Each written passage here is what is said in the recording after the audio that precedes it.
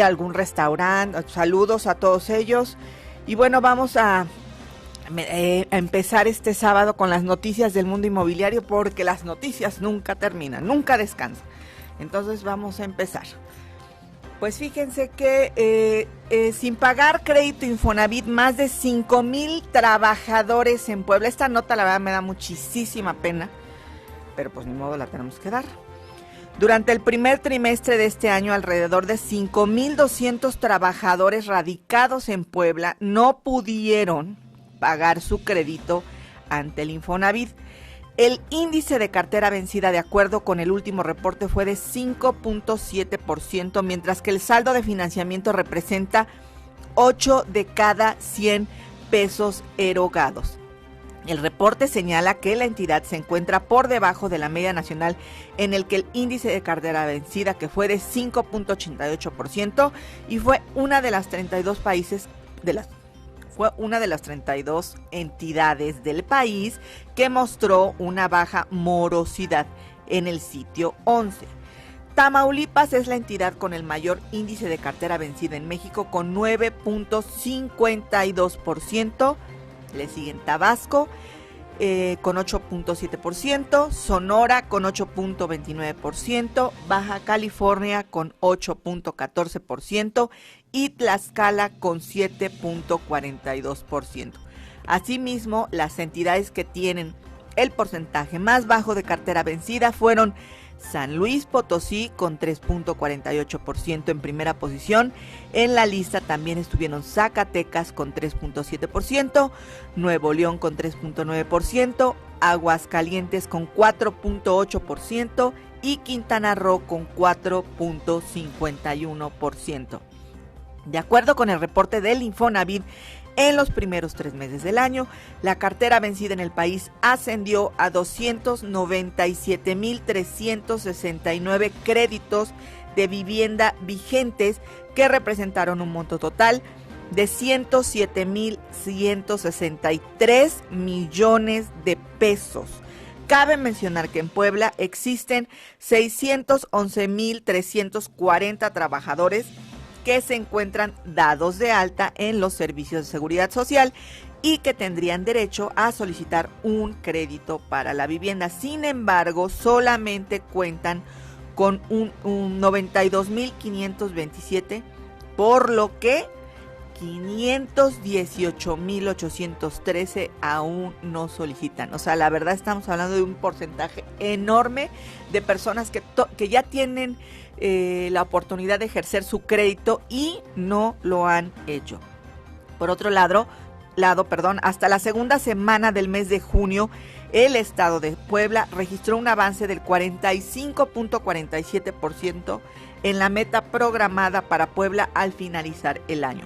En el estado, el Infonavit pretende entregar 13,326 créditos, que de hecho el delegado nos había comentado que quieren llegar hasta 15,000. Sin embargo, el avance es de 6,059, por lo que aún restan por ejercer 7,200, casi un poquito más de la mitad, para todos los trabajadores. Esta nota a mí me gustaría que gente del Infonavit nos comentara. Ya contactamos con el delegado por temas de cartera y agenda, no pudo, no de cartera, de agenda, de cartera no, ¿verdad? Cartera la del Infonavit, pero bueno, no pudo venir, pero esperemos que pronto ya pueda estar con nosotros. Mañana les recuerdo, voy a estar ahorita al principio y al final diciéndoles, mañana se tiene que votar, voten por quien quieran, pero voten. Luego, en otro orden de ideas, crece invasión de paracaidistas en Galaxias Castillotla. A más de medio año de que se exhibió la invasión de un grupo de paracaidistas a un costado de la colonia Galaxias Castillotla, ubicada al sur de la ciudad, el asentamiento irregular se mantiene en la zona y evoluciona para perderse poco a poco entre los fraccionamientos aledaños, sin indicios de que la autoridad ejerza acción para detenerlos. En un recorrido realizado por este medio, se puede apreciar cómo ya no hay acceso al terreno que ocupan los paracaidistas, pues se aprecian algunas casas improvisadas. Es así que esta locación ya cuenta con una malla que cubre su perímetro. Se ubica a un costado de la ampliación del Boulevard Margaritas, que se construye actualmente, y de la calle San Isidro. A diferencia del mes de noviembre, cuando se documenta la llegada de los paracaidistas a estos terrenos, muchas de las viviendas improvisadas ya no solo son de cartón y lámina, sino que también hay casas de cemento y hasta con segundos pisos. Fíjense que invité a un abogado muy reconocido aquí en Puebla, que nos hace siempre favor cuando necesitamos de saber de temas legales, y ahorita todas las notas están relacionadas con temas legales. Por tal motivo me permití invitarlo, aceptó la invitación y más al ratito vamos a estar hablando, pero ahorita les doy las notas y al ratito hablamos con él. Entonces, cualquier persona que tenga algún tema legal con respecto al tema de la vivienda o cuestiones relacionadas como esto, pues llámenos 22 67 88. ¿Cuál es el teléfono aquí de cabina? Creo que es bueno, el WhatsApp está 22 26 53 56 15. Quieren mandar un WhatsApp para cualquier duda que tengan y con mucho gusto. Bueno, en el tema de la plusvalía de vivienda en México, de acuerdo con los datos estadísticos del portal inmobiliario, de uno de los portales inmobiliarios en México, el precio de las viviendas en nuestro país aumentó 35% en los últimos 3 años. Cambia según la entidad y algunas registran despuntes más importantes que la Ciudad de México. Una comparativa del portal inmobiliario de un portal inmobiliario determinó que desde 2015 y hasta mediados de 2018 el metro cuadrado aumentó alrededor de 35% en todo el país. Acuérdense que varía de estado a estado y de zona a zona. El estado que registró mayores incrementos fue Quintana Roo, obvio, que pasó de 11,827 pesos por metro cuadrado en 2015 a 28,829 pesos en la actualidad. Eso equivale a un 152% de aumento. O sea, ¿saben? Los que compraron en 2015... en la actualidad ya tienen un 152%, solamente 3 años. Esa es la ventaja de comprar con buen ojo. Entonces, bueno. Yucatán, por otra parte, se sitúa al final de la tabla porque sorpresivamente no tuvo plusvalías en su suelo. En 2015 el metro cuadrado valía 11,912 y hoy se mantiene en 11. ¿Cómo que bajó? Pues, ¿cómo que se mantiene? A ver, acá hay una nota mal.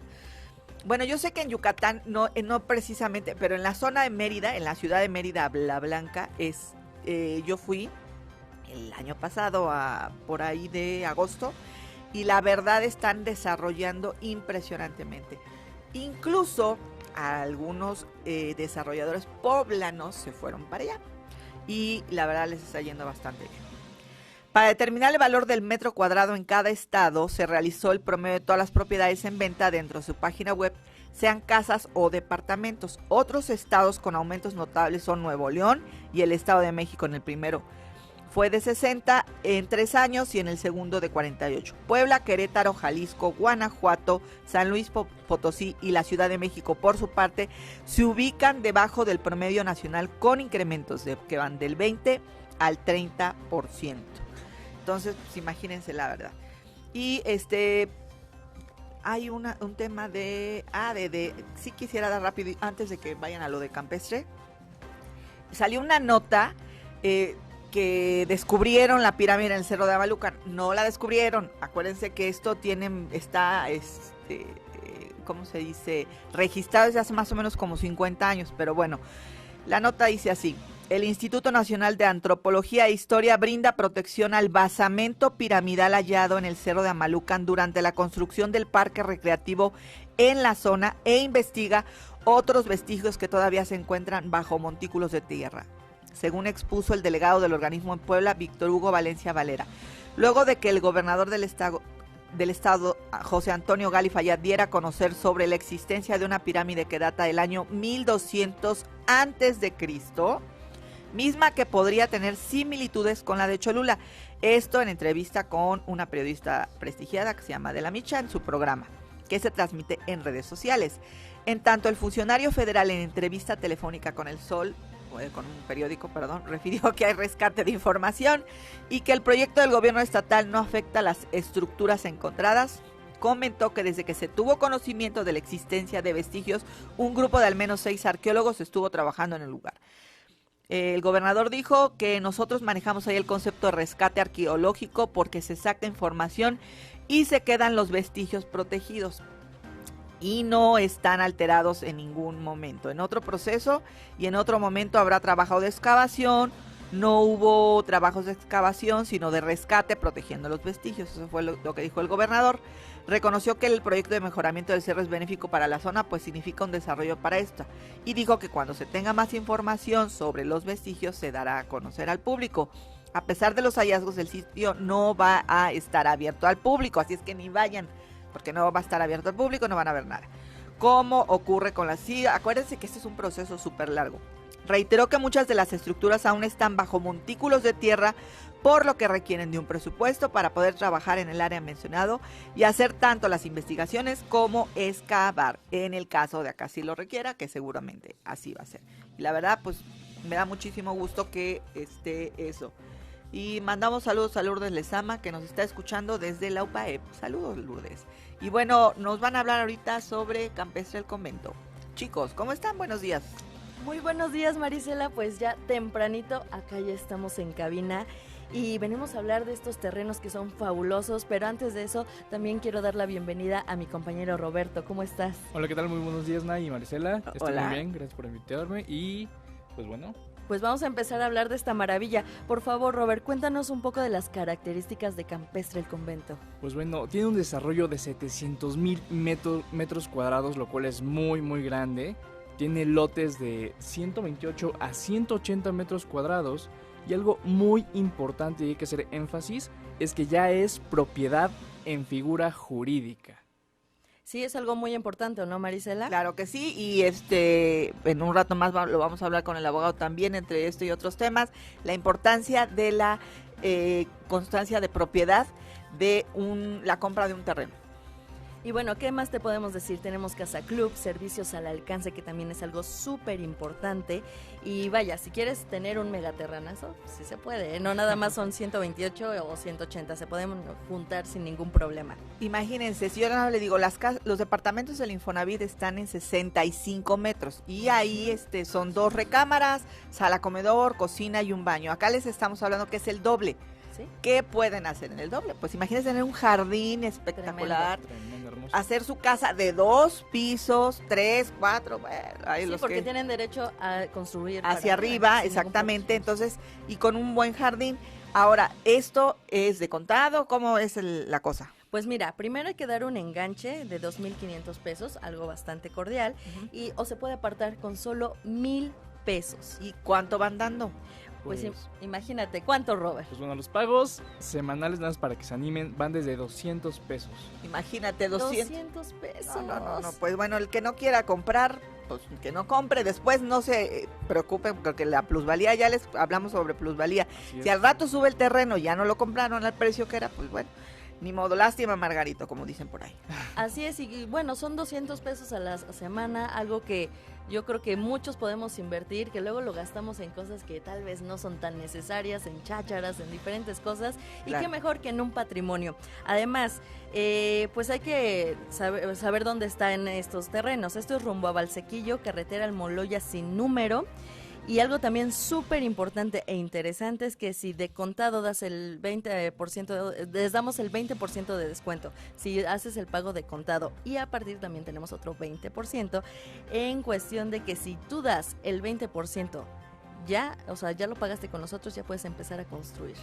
No es de, ¿sabes qué? Espérate, necesito que me pagues todo. No, desde el 20% ya puedes empezar a construir tu casa. Exacto, entonces pues bueno, anímense y los que estén interesados marquen al 2222-678800, agenden su cita y uno de nuestros vendedores los van a llevar al terreno, les van a enseñar cuáles son los disponibles y los van a atender súper bien. Así es. Aparte, tenemos una súper promoción porque queremos a todos nuestros clientes para que se animen y por supuesto por asociación de un hotel delicioso spa. Vamos a dar noches de hotel con un valor de 2,000 pesos. Así que acérquense, y el hotel se llama Hotel Casa del Río Spa, que está en el kilómetro 22 más 500 en la carretera federal Puebla-Atlisco. Sí, un hotel precioso y de verdad vale mucho la pena, acérquense, nos pueden llamar, les repetimos el número 267-8800, 267-8800. No lo pueden perder, de verdad. Entonces, está bueno, buenísimo. pues ahí está de promoción.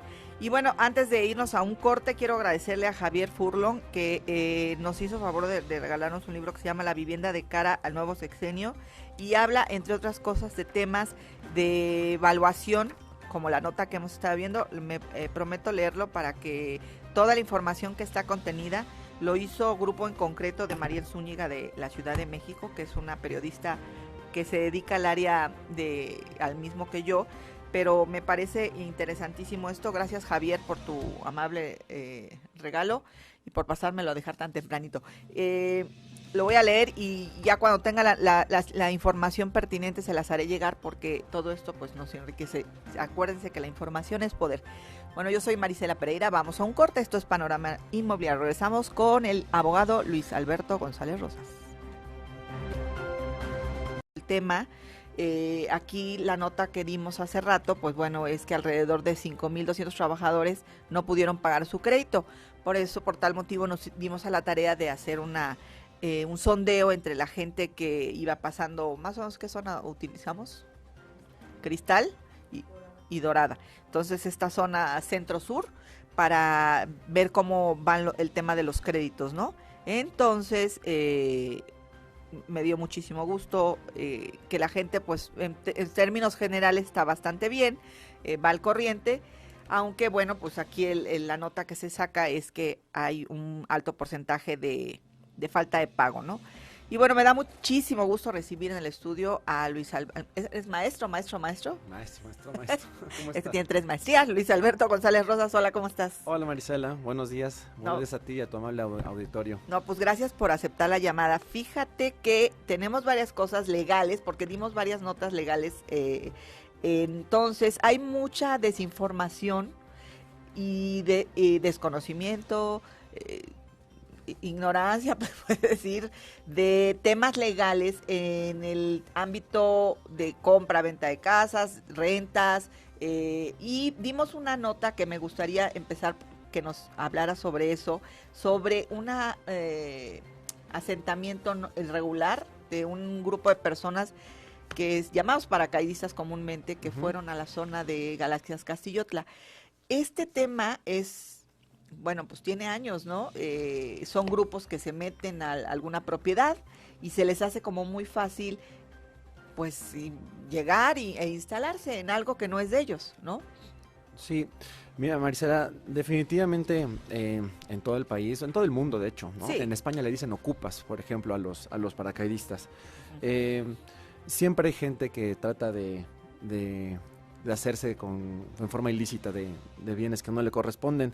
La cuestión es que aquí en México, por ley, no hay bienes vacantes como tal, aunque la ley los contempla, bienes vacantes para bienes inmuebles, o sea, aquellos que no tienen dueño, ¿no? O sea, para bienes inmuebles se llaman vacantes y para bienes muebles se llaman bienes mostrencos.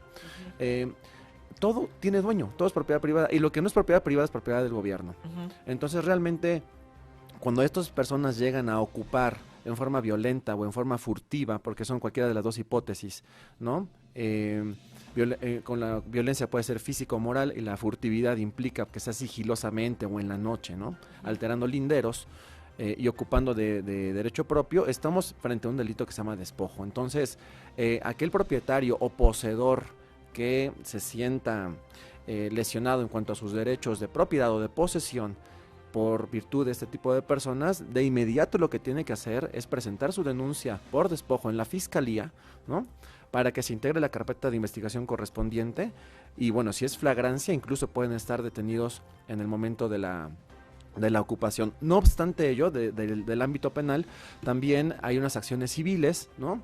El juicio plenario de posesión es la acción correcta para ver quién de tú y de mí, ¿no? Es el que tiene mejor derecho a poseer, porque pasa mucho que en un juicio ya civil te preguntan, bueno, ¿y tú a título de qué estás poseyendo? Entonces siempre dices, pues soy dueño. Bueno, si eres dueño, acredítamelo, ¿no? Y sí, entonces a lo mejor puedes sacar incluso hasta una escritura, pero yo también tengo escritura. Entonces, ¿qué escritura es mejor? Siempre va a ser la más antigua o la que esté registrada. La primera en tiempo, primera en derecho. Es correcto, o la que esté registrada, ¿no? Okay. Y muchas veces el problema aquí es la identidad, ¿no? Incluso yo le digo a mis alumnos en la universidad que la identidad es algo que no deben de dejar pasar, que es muy importante, que la identidad del predio que yo ostento como mío debe ser exactamente el mismo que el tuyo. Si varía 1 metro, ya es otro predio. Entonces ya no hay identidad de la cosa y pues ahí se pierden o se ganan los juicios. Poco. Sí. Bueno, oye, pero ¿no es un poquito peligroso este tema son cuestiones legales y que incluso hay muchas lagunas en términos legales que por ahí se puede incluso uno que es poseedor del bien inmueble en toda la extensión de la palabra porque lo compró con todas las de la ley, pero a la hora del registro de dicha escritura puede haber una variación en metros, como bien lo estás explicando, ¿puede perderlo? Pues sí, ahí por eso hay que tener mucho cuidado con tu notario, porque desgraciadamente en los registros públicos de la propiedad a veces hay dobles folios. ¿no? Okay. Hay dobles folios por algunas razones que ignoramos, pero hay dobles folios. Entonces un inmueble puede tener un doble folio. Y a mí me ha pasado en el litigio que esta casa, por ejemplo, yo acredito que está libre de gravamen y tú como adquirente de buena fe la compras. Claro. Pero en realidad tiene un doble folio y el doble folio está con 20 embargos, juicio de alimentos, vendida 2 veces, ¿no?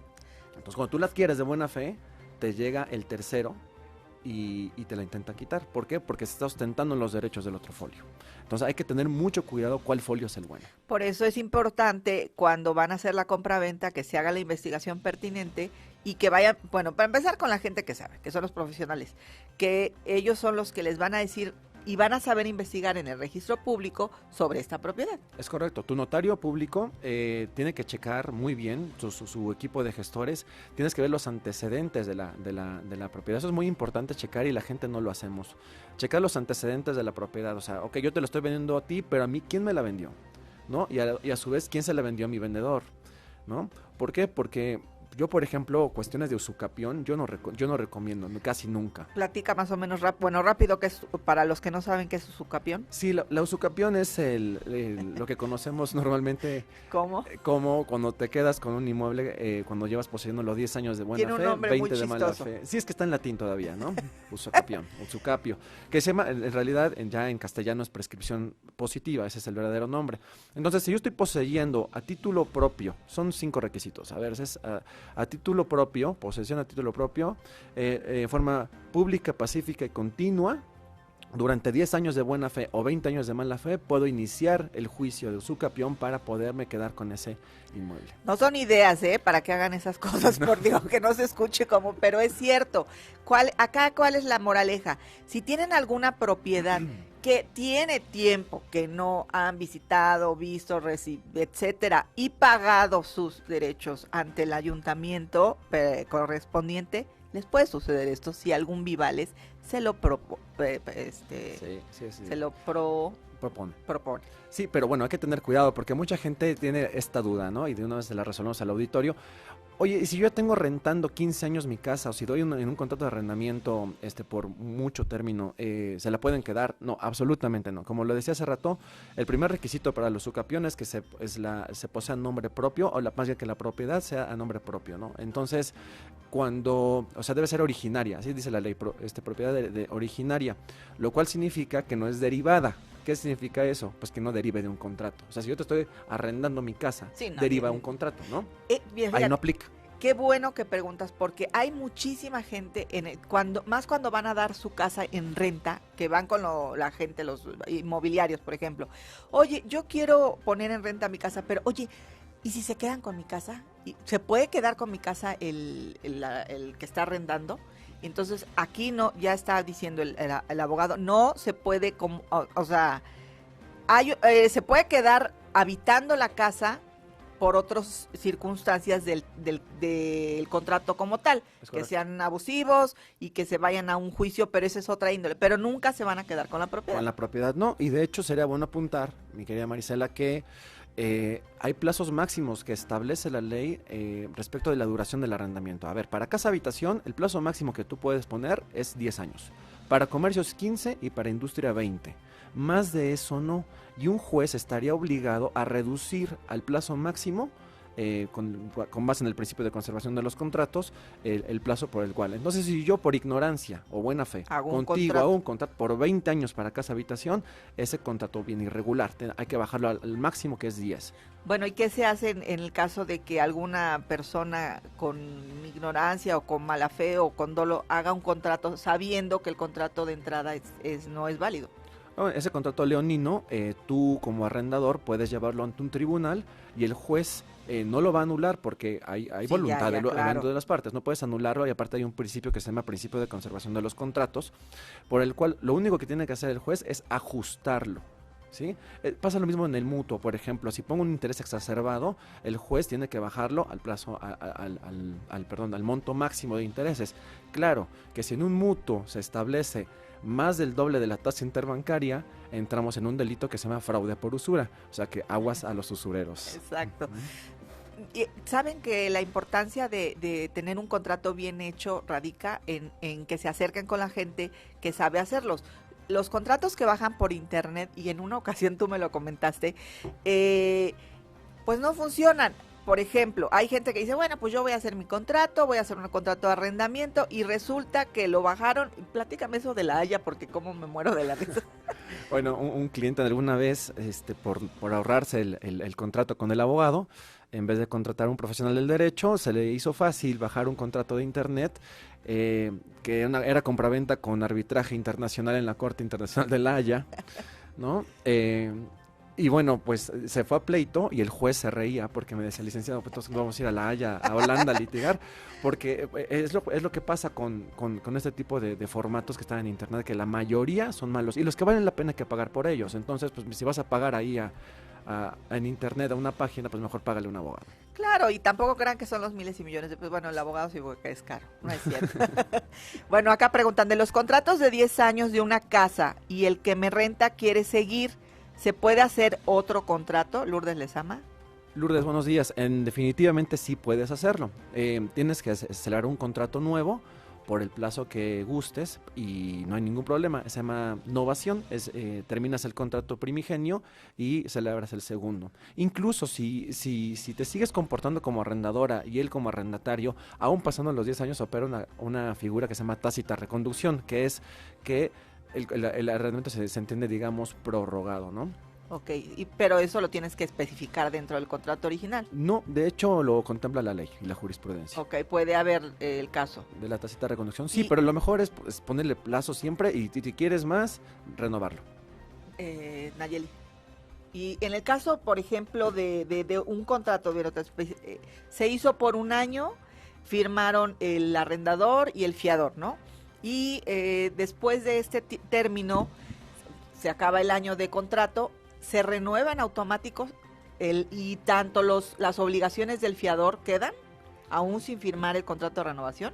No, en la renovación solamente cuando el fiador, recordemos que la fianza, al igual que la hipoteca, la prenda y la anticresis, son contratos accesorios.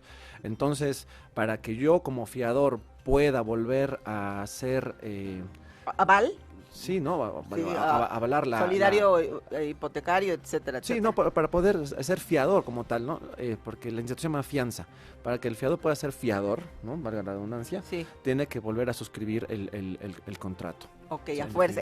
Si no lo suscribe, ya no quedan las mismas obligaciones del fiador. No, ya no, porque es un contrato accesorio. Okay. Entonces, el principal podrá verse con tácita reconducción. Y ahora que tocas el tema, me gustaría comentarle a tu público lo siguiente. En Puebla tenemos una figura que se llama la prórroga del contrato de arrendamiento, ¿no? Que es un tema muy interesante porque... A ver, si se juntan los siguientes presupuestos, yo puedo lograr que el arrendamiento se entienda prorrogado hasta por 3 años más, ¿eh? Y es un derecho del arrendatario, o sea, no es de que yo quiera. Claro. Si el arrendatario, número 1, es para casa habitación. Número 2, está al corriente del pago de las rentas. Número 3, acredita no tener propiedades dentro de la ciudad. Y número 4, acredita no estar rentando ningún otro inmueble. tiene derecho, y el juez no se le puede negar, a una prórroga del contrato hasta por 3 años. Entonces ahí sí es peligroso porque algún arrendatario, un inquilino pues abusivo, te demanda eso y seguramente lo va a ganar. Y es muy fácil el juicio porque mira, casa habitación, el contrato que tienes con él, ahí lo dice, ¿no? Luego 2, que no tengas un bien en Puebla, en capital, con un certificado de registro público. Número 3, que no estés rentando, lo manifiestas bajo protesta de decir verdad. Y 4, estar corriente en la renta, se lo depositas en el juzgado. Oye, pero hay una cláusula que se puede poner en el contrato para evitar esta situación. Es irrenunciable, desgraciadamente. Yo no entiendo de veras las leyes, qué pex con su vida.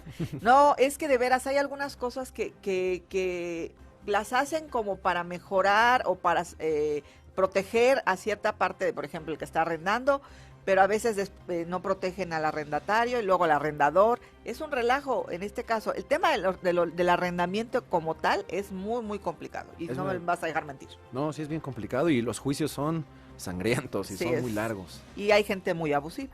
Entonces, pregunta, ¿cuál es el tiempo plazo ideal para un contrato de renta? Brianda Huerta. Bueno, Brenda, habría que ver si lo quieres para casa, habitación, para industria o para comercio, ¿no? Yo, la verdad, por lo menos 1 año, ¿no? De 1 año a 3 años. Sí, ok. Y aparte, lo importante... casa.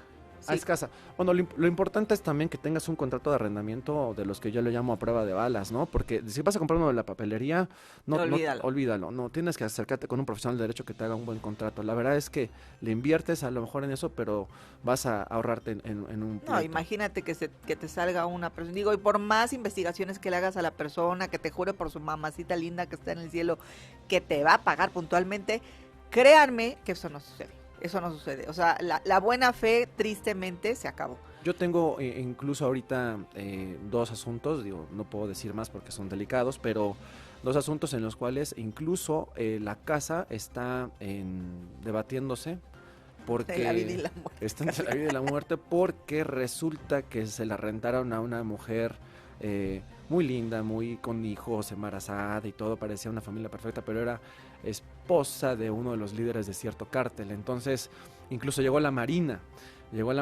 y bueno, la casa estuvo asegurada por la PGR y la CEIDO durante 2 años, ¿no? Entonces, imagínense si llega una persona que ustedes están viendo que pues es una madre de familia, tiene a sus hijitos. Y nunca va a llegar el capo, ¿no? Sí, no, obviamente no. Y te habla que ellos sí te van a pagar puntualmente, te ofrecen toda la información necesaria, sus cartas de recomendación, la carta de Santa Claus y los Reyes Magos, y resulta ser que te sale con que es pariente de no sé quién.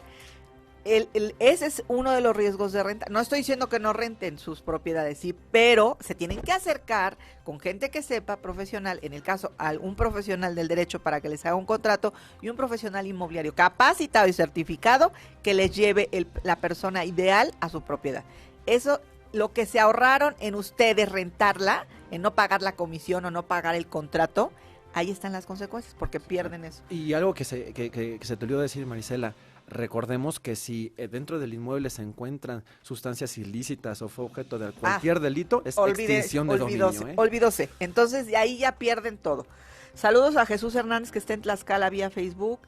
Otra pregunta, dice, la empresa de mi esposo está en un proceso de despidos. Si a él lo corren y él es el responsable del crédito... bueno, esa es una buena pregunta. El crédito, supongo que es Infonavit. Bueno, hay un tema en el tema del Infonavit que cuando ustedes terminan los corren por algún motivo al titular del crédito, tienen un mes y hay un seguro que entra para que en el caso de esa persona no se puede quedar sin la propiedad. Les dan lo importante acá, si a él lo despiden, es que se vaya al CESI para ver las condiciones del crédito y por cuánto aplica el crédito y el seguro, para ver cuánto tiempo tiene y él volver a emplearse en otro lado y no pierdan esa continuidad. Sí. Si me permites, Sí. Marisela, fíjate que en esa hipótesis, cuando me quedo sin trabajo y no puedo pagar la mensualidad, hay tres soluciones que da el mismo Infonavit, ¿no? La primera es aplicar el fondo de protección de pagos. Es lo que justamente acabas de mencionar, ¿no? Es como una mini bolsa que se va creando con tu aportación mensual. Ese fondo de protección de pagos se aplica hasta por 6 meses y cada 5 años para el caso en que te hayas quedado sin trabajo. ¿Qué necesitas para solicitarlo? Bueno, que tu crédito haya sido contratado a partir de 2009 y que tuviste relación laboral de al menos 6 meses para haber aportado al fondo, y debes tener por lo menos un mes de desempleo, siempre que no haya sido por pensión, jubilación, incapacidad o invalidez. Sí, o sea, en este caso aplica lo de la señora, que sería que lo despidieran, que esperemos, señora, que no lo despidan, pero bueno, en el caso ese, digo, para que ella vaya contemplando y qué bueno que ella esté viendo a lo mejor la situación y que se prepare, ¿no? Claro, y además tenemos otras dos opciones, la prórroga parcial y la prórroga total. La prórroga parcial, el Infonavit también te da ese derecho. Está sencillo, porque mira, tienes que hacer un pago mensual de por lo menos 835 pesos durante un máximo de 6 meses. En y el lo que consigue otro chamba. trabajo. Ah, Y el 50% de los intereses te los absorbe el Infonavit. Y la prórroga total es que dejas de pagar, ¿no? En un plazo no mayor a 4 meses, pero el 100% de los intereses te los guardan para cuando ya hayas conseguido empleo. Fíjate, no, la verdad súper bien. Bueno, ya nos pasamos, creo que vamos a un corte. Siempre contigo nos Ya sé. vamos como hilo de media. Pero bueno, vamos a un corte, regresamos a Panorama Inmobiliario.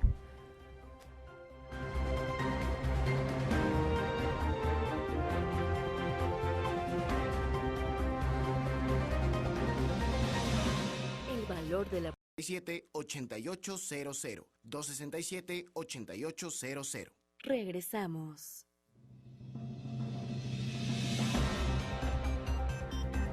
Regresamos, amigos, a Panorama Inmobiliario.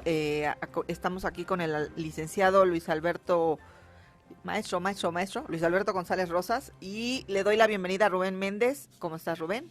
Muchas gracias, Marisela, muy bien. No, Buen pues día. Gracias por la invitación. no, gracias, como siempre. Estamos hablando, y me gustaría que te unieras a la plática, de temas del Infonavit. Estaba hablando una persona que se iba a quedar sin chamba su esposo, y que cómo era el tema de que ellos continuaran con bueno, que no perdieran la vivienda, ¿no? Entonces hablabas tú sobre dos temas en particular, que era el seguro de protección y dos otras modalidades que comentabas. La prórroga parcial y la prórroga total. Ok. Y acá hay otra persona que estaba preguntando que si... ¿dónde está lo de la señora esta que me mandaste? A ver, mándame el papelito. Sí, ¿verdad?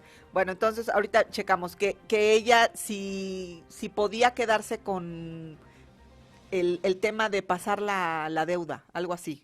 Era el papelito. Pásame los papelitos, no sé. La sesión de deuda, lo que comentábamos Ajá, en el corte. exacto, lo de la sesión de deuda. Bueno, aquí es importante señalar a todo el auditorio que tengan mucho cuidado, por favor, no lo hagan, Así porque es. les voy a contar ahora mismo las consecuencias. A ver, a mí me ha tocado muchas veces el que me digan, licenciado, lo que pasa es que traspasé mi crédito como si fuera una tiendita. Ajá. El crédito Infonavit no se puede traspasar, señores, por favor, tengan mucho cuidado, no lo traspasen y no compren créditos traspasados. De hecho, ni siquiera se llama traspaso, se llama cesión de deudas, y en la figura legal de la cesión de deudas tiene que haber consentimiento expreso del acreedor, que en este caso es el Infonavit, para que pudiera operar, y este tipo de créditos no puede ser cedido. Incluso si tú cedes la deuda a tu compadre, en el mejor de los casos, tu compadre va a terminar de pagar el crédito, y te tengo noticias. La casa, aunque la haya pagado el compadre, va a salir a tu nombre, ¿no? Al nombre del acreditado, porque es un contrato de crédito con garantía hipotecario. Que firmó el derechohabiente. Claro, por supuesto que es el acreditado, ¿no? Y si no paga, el que va a problemas eres tú, Claro. ¿no? Entonces no puedes ceder los derechos, más bien la deuda del crédito de Infonavit. Está prohibido, incluso causa de rescisión. De hecho, en el Infonavit, lo cierto es que esos traspasos nunca se identifican de esa manera y el instituto propiamente no participa de esas operaciones. El hecho es que incluso existe un producto que se llama pago de pasivo Infonavit, que es precisamente lo que podría ayudar, digamos, a quien se queda con algún problema respecto a su deuda y quiere vender la casa, tiene la posibilidad de hacerlo precisamente a través de este producto. Pero tiene que ser con un comprador que cotiza también para Infonavit, que califica con sus 116 puntos para que se quede con la vivienda y con una nueva deuda. Es decir, no hay traspaso ni de vivienda ni de deuda. sino se adquiere una deuda nueva y claro. la operación respecto a la vivienda pues es una compraventa.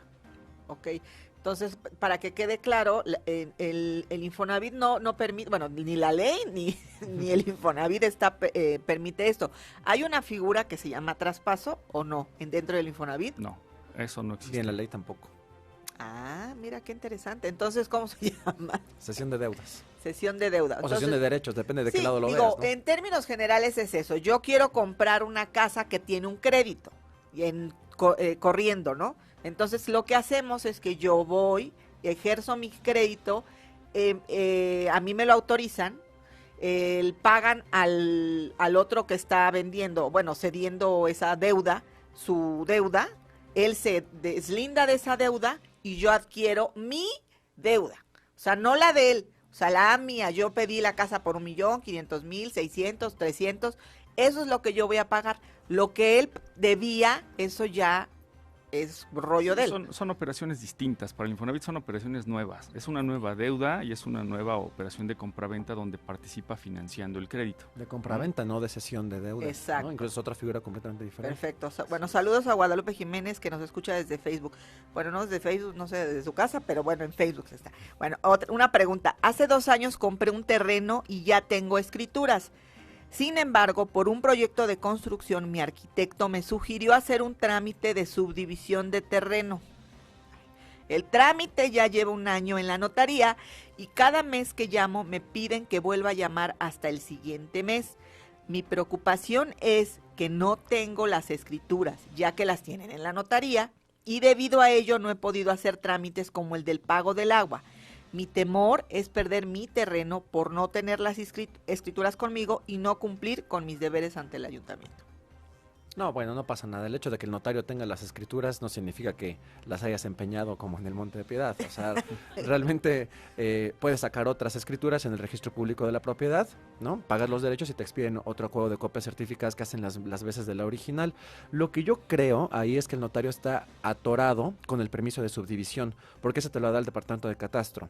Entonces, realmente es complicado porque debe tener un mínimo de frente, por ejemplo, y si no, no te lo dan. Sí, si pusieron uno de frente, pues olviden lo que van a dividir, eso está cañón. Ahí estará todo el notario, seguro. Sí, pero de todos modos sí, acérquense periódicamente a la notaría y que les expliquen el motivo real. Ellos tienen la obligación finalmente de decirles por qué está atorado el trámite. se las Que se devuelven. vayan con otra notaría. Sí. Es lo más lógico. Sí, ¿no? lo pueden hacer, ¿eh? No están obligados a quedarse con esa notaría. Eso digo, si la notaría y van y incluso pues pueden ir al Archivo General de Notarías ahí o con alguien que les pueda ayudar en ese trámite.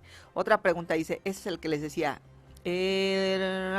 si al cambiar de pago de patrón a pago voluntario y que fue borrón y cuenta nueva, y si pido cambio, ¿será igual? O sea, en un crédito Infonavit, si al cambiar de pago de patrón a pago voluntario, que fue borrón y cuenta nueva, y si pido cambio, ¿será igual? Pero cambio, la parte final no la... O sea, yo lo que entiendo, a ver, si cambia de pago de patrón, o sea, yo imagino que ya lo despidieron o dejó de laborar y ahora va a ser pago voluntario. Ajá. Entonces, es borrón y cuenta nueva el adeudo, lo que platicamos hace rato.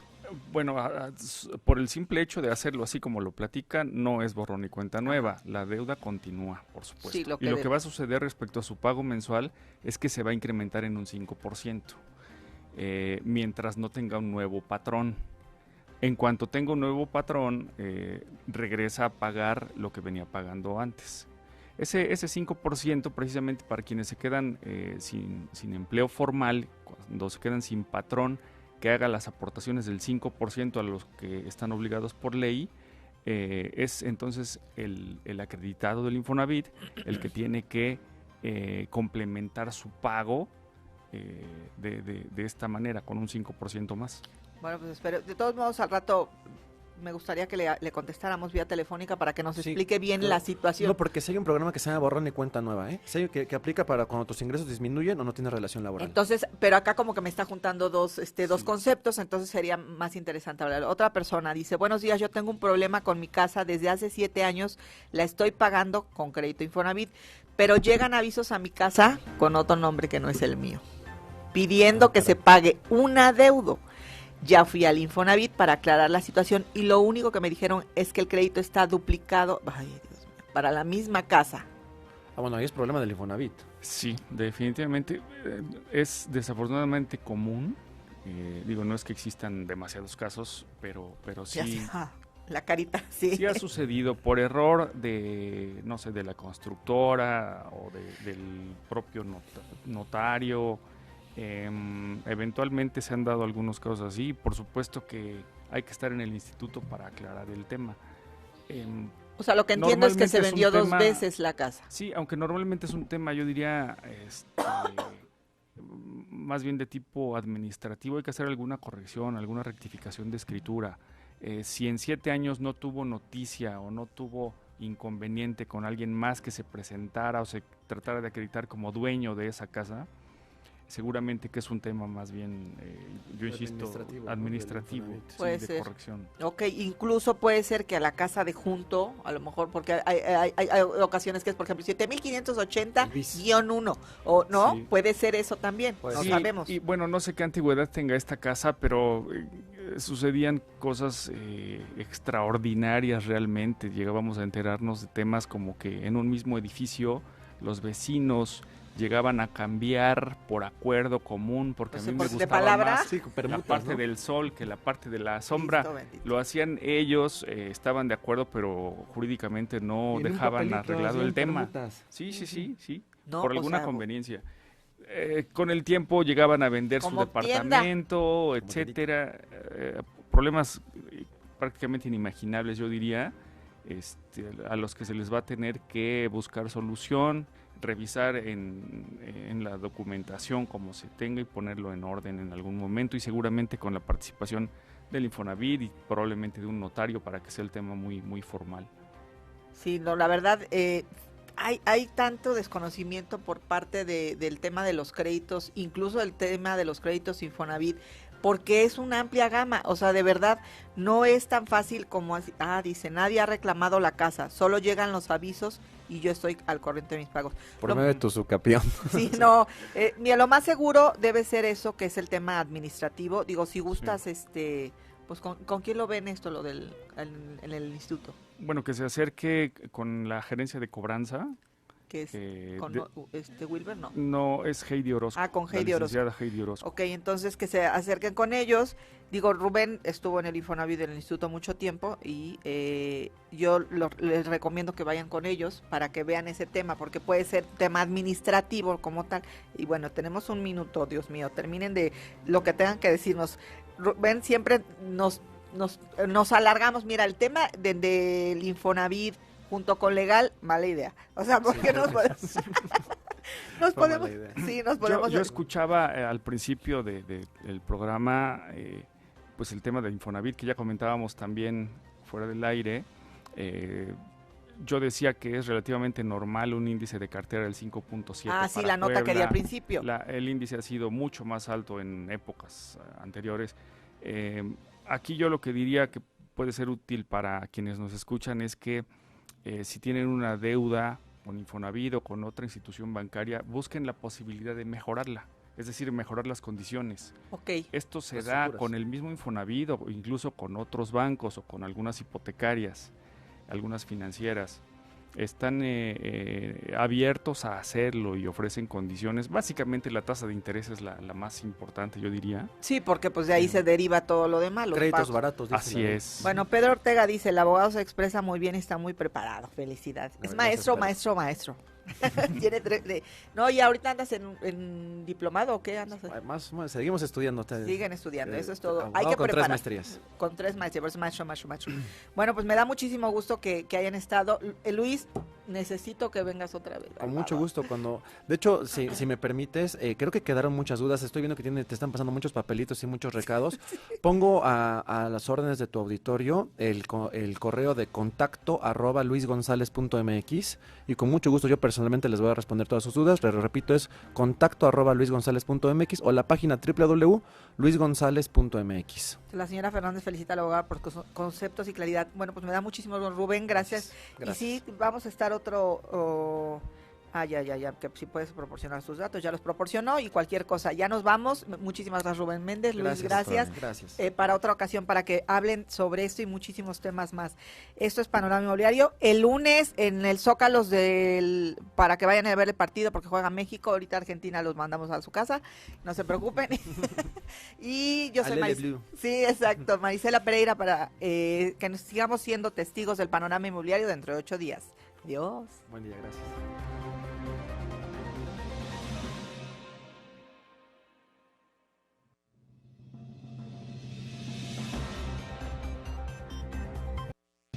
Gracias por acompañarnos en Panorama Inmobiliario. Marisela Pereira y su grupo de expertos inmobiliarios. Los esperamos aquí el próximo sábado en punto